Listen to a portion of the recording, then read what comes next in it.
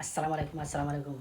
Président Ibrahim Traoré a ye interview dɔ kɛ ani Alain Foucault a ye kuma caman fɔ dɛ a ye kuma caman yɛrɛ de fɔ ko in na donc interview na o kumana Mali ani Niger ni Burkina an ka retrait ka bɔ CEDEAO la a kumana o kan a kumana fɛnɛ militaires ka rôle ye fɛn mun ye jamana kɔnɔna la jamana mara la ani coup d'état Afrique kɔnɔna la a kumana o kan a kumana AES Alliance des États du Sahel o fɛnɛ créeli président Ibrahim Traoré a kumana o fɛnɛ kan a laban a kumana économique ani gouvernance donc jamana ka sɔrɔ cogo ani jamana marali cogo a kumana o fɛnɛ kan a ye fɛn résumé a y'a lamɛn. Analyse de l'entretien avec le président du Burkina Faso, Ibrahim Traoré.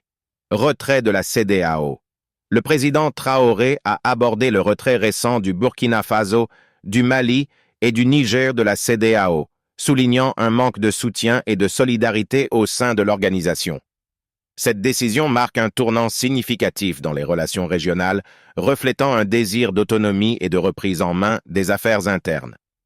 Rôle des militaires et coup d'État. Traoré a défendu le rôle des militaires dans la politique actuelle, affirmant que leur intervention était nécessaire pour la souveraineté et la stabilité. Création de l'Alliance des États du Sahel, AES. Il a également discuté de la viabilité de l'AES, une nouvelle alliance régionale, mettant en avant son potentiel pour l'autosuffisance et l'indépendance économique. Sécurité et lutte contre le terrorisme. Concernant la sécurité, Traoré a mis l'accent sur les progrès réalisés dans la lutte contre le terrorisme, en se basant sur un fort sentiment de patriotisme et une amélioration de la logistique militaire. Économie et gouvernance. Il a également abordé les défis économiques, soulignant la nécessité d'une meilleure gouvernance et d'une utilisation plus efficace des ressources nationales. En conclusion, l'entretien avec le président Traoré met en lumière les défis complexes auxquels le Burkina Faso et la région sont confrontés. Ces perspectives offrent un aperçu des aspirations à une plus grande autonomie et d'une réévaluation des relations internationales.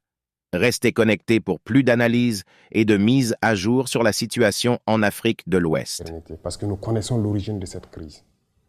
Et je pense qu'on devrait être accompagnés.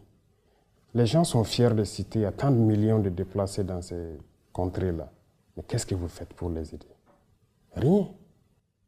Est-ce que vous avez le sentiment que c'est les militaires qui sont plus susceptibles de régler ces problèmes-là que les politiques, les civils? C'est votre sentiment?